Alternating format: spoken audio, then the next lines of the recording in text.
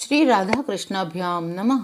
भगवान श्री कृष्ण की कथाओं का आश्रय लेने वाले भक्तजनों, मैं संध्या रानी महात्मा वेद व्यास जी और गुरुजनों की आज्ञा से श्रीमद् भागवत महापुराण के तृतीय स्कंद के अध्याय 28 को आरंभ करती हूँ। अध्याय 28 अष्टांग योग की विधि। कपिल भगवान कहते हैं, माता जी, अब मैं तुम्हें सबीज योग का लक्षण बताता हूँ, जिसके द्वारा चित्त शुद्ध एवं प्रसन्न होकर परमात्मा के मार्ग में प्रवृत्त हो जाता है। यथाशक्ति शास्त्र विहित स्वधर्म का पालन करना तथा शास्त्र विरुद्ध आचरण का परित्याग करना, प्रारब्ध के अनुसार जो कुछ मिल जाए उसी में संतुष्ट रहना, आत्मज्ञानियों के चरणों की पूजा करना, विषय वासनाओं को बढ़ाने वाले कर्मों से दूर रहना, संसार बंधन से छुड़ाने वाले धर्मों में प्रेम करना, पवित्र और परिमित भोजन करना, निरंतर एकांत और निर्भय स्थान में रहना, मन, वाणी और शरीर से किसी जीव को न सताना, सत्य बोलना, चोरी न करना, आवश्यकता से अधिक वस्तुओं का संग्रह न करना, ब्रह्मचर्य का पालन करना, तपस्या करना, बाहर भीतर से पवित्र रहना, शास्त्रों का अध्ययन करना, भगवान की पूजा करना, वाणी का संयम करना, उत्तम आसनों का अभ्यास करके स्थिरता पूर्वक बैठना, धीरे धीरे प्राणायाम के द्वारा श्वास को जीतना, इंद्रियों को मन के द्वारा विषयों से हटाकर अपने हृदय में ले जाना, मूलाधार आदि किसी एक केंद्र में मन के सहित प्राणों को स्थिर करना, निरंतर भगवान की लीलाओं का चिंतन और चित्त को समाहित करना, इनसे तथा व्रत दान आदि दूसरे साधनों से भी सावधानी के साथ प्राणों को जीतकर बुद्धि के द्वारा अपने कुमार्गामी दुष्ट चित्त को धीरे धीरे एकाग्र करे और परमात्मा के ध्यान में लगावे। जिस प्रकार वायु और अग्नि से तपाया हुआ सोना अपने मल को त्याग देता है, उसी प्रकार जो योगी प्राण वायु को जीत लेता है उसका मन बहुत शीघ्र शुद्ध हो जाता है। अतः योगी को उचित है कि प्राणायाम से वात पित्तादि जनित दोषों को, धारणा से पापों को, प्रत्याहार से विषयों के संबंध को और ध्यान से भगवत विमुख करने वाले राग द्वेषादि दुर्गुणों को दूर करे। जब योग का अभ्यास करते करते चित्त निर्मल और एकाग्र हो जाए, तब नासिका के अग्रभाग में दृष्टि जमाकर इस प्रकार भगवान की मूर्ति का ध्यान करे कि भगवान का मुख कमल आनंद के से प्रफुल्ल है, नेत्र कमल कोश के समान रत्नारे हैं, शरीर नील कमल दल के समान श्याम है, हाथों में शंख चक्र गदा धारण किए हैं, कमल की केसर के समान पीला रेशमी वस्त्र लहरा रहा है, वक्ष स्थल में श्रीवत्स का चिन्ह है, गले में कौस्तुभ मणि झिलमिला रही है, वनमाला चरणों तक लटकी हुई है, जिसके चारों ओर भौरे सुगंध से मतवाले होकर मधुर गुंजार कर रहे हैं। अंग प्रत्यंग में महामूल्य हार, कंकन, किरीट, भुजबंद और नूपुर आदि आभूषण विराजमान है। कमर में करधनी की लड़ियां उसकी शोभा बढ़ा रही है। भक्तों के हृदय कमल ही उनके आसन हैं। उनका दर्शनीय श्याम सुंदर स्वरूप अत्यंत शांत एवं मन और नयनों को आनंदित करने वाला है। उनकी अति किशोर सुंदर अवस्था है। वे भक्तों पर कृपा करने के लिए आतुर हो रहे हैं। भगवान के चरण कमलों का ध्यान करना चाहिए। भगवान की लीलाएं बड़ी दर्शनीय हैं, अतः अपनी रुचि के अनुसार खड़े हुए, चलते हुए, बैठे हुए, पौड़े हुए अथवा अंतर्यामी रूप में स्थित हुए उनके स्वरूप का विशुद्ध भाव युक्त चित्त से चिंतन करें।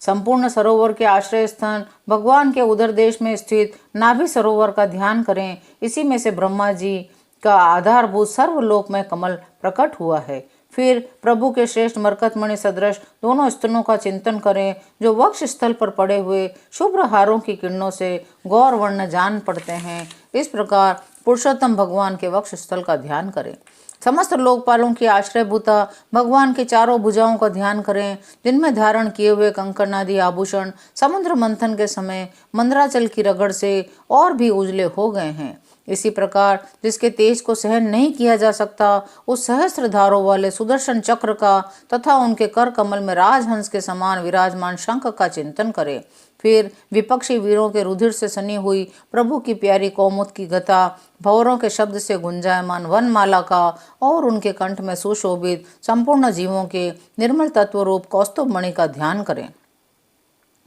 हृदय गुहा में चिरकाल तक भक्तिभाव से भगवान के नेत्रों के चितवन का ध्यान करना चाहिए, जो कृपा से और प्रेम भरी मुस्कान से क्षण क्षण अधिकाधिक बढ़ती रहती है। विपुल प्रसाद की वर्षा करती रहती है और भक्तजनों के अत्यंत घोर तीनों तापों को शांत करने के लिए ही प्रकट हुई है। इस प्रकार के ध्यान के अभ्यास से साधक का श्री हरि में प्रेम हो जाता है, उसका हृदय भक्ति से द्रवित हो जाता है, शरीर में आनंदातिरेक के कारण रोमांच होने लगता है, उत्कंठा जनित प्रेमाश्रुओं की धारा में वह बार बार अपने शरीर को नहलाता है और फिर मछली पकड़ने के कांटे के समान श्री हरि को अपनी ओर आकर्षित करने के साधन रूप अपने चित्त को भी धीरे धीरे ध्येय वस्तु से हटा लेता है। जैसे तेल आदि के चूक जाने पर दीप शिखा अपने कारण रूप तेजस तत्व में लीन हो जाती है, वैसे ही आश्रय और विषय और राग से रहित होकर मन शांत और ब्रह्माकार हो जाता है।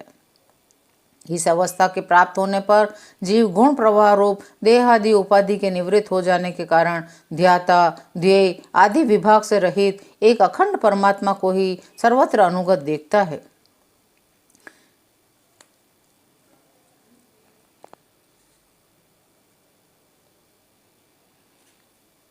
जिस प्रकार मदिरा के मद से मतवाले पुरुष को अपनी कमर पर लपेटे हुए वस्त्र के रहने या घिरने की कुछ भी सुध नहीं रहती, उसी प्रकार चर्मा अवस्था को प्राप्त हुए सिद्ध पुरुष को भी अपनी देह के बैठने उठने अथवा देहवश कहीं जाने या लौट आने के विषय में कुछ भी ज्ञान नहीं रहता, क्योंकि वह अपने परमानंद स्वरूप में स्थित है। उसका शरीर तो पूर्व जन्म के संस्कारों के अधीन है, अतः जब तक उसका आरंभ प्रारब्ध शेष है तब तक वह इंद्रियों के सहित जीवित रहता है। किंतु जिसे समाधि पर्यंत योग की स्थिति प्राप्त हो गई है और जिसने परमात्मा तत्व को भी भली भांति जान लिया है, वह सिद्ध पुरुष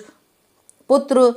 कलत्रादि के सहित इस शरीर को स्वप्न में प्रतीत होने वाले शरीरों के समान फिर स्वीकार नहीं करता, फिर उसमें अहंता ममता नहीं करता। जिस प्रकार अत्यंत स्नेह के कारण पुत्र और धनादि में भी साधारण जीवों की आत्मबुद्धि रहती है, किंतु थोड़ा सा विचार करने से ही वे उनसे स्पष्ट अलग दिखाई देते हैं, उसी प्रकार जिन्हें यह अपना आत्मा मान बैठा है उन देहादि से भी उनका साक्षी पुरुष पृथक ही है। जिस प्रकार जलती हुई लकड़ी से, चिंगारी से, स्वयं अग्नि से ही प्रकट हुए धुएं से तथा अग्नि रूप मानी जाने वाली उस जलती हुई लकड़ी से भी अग्नि वास्तव में पृथक ही है, उसी प्रकार भूत, इंद्रिय और अंतःकरण से उनका साक्षी आत्मा अलग है तथा जीव कहलाने वाले उस आत्मा से भी ब्रह्म भिन्न है और प्रकृति से उसके संचालक पुरुषोत्तम भिन्न है। जिस प्रकार देह दृष्टि से जरायुज, अंडज, स्वेदज और उद्भिज चार प्रकार के प्राणी पंचभूत मात्र हैं, उसी प्रकार संपूर्ण जीवों में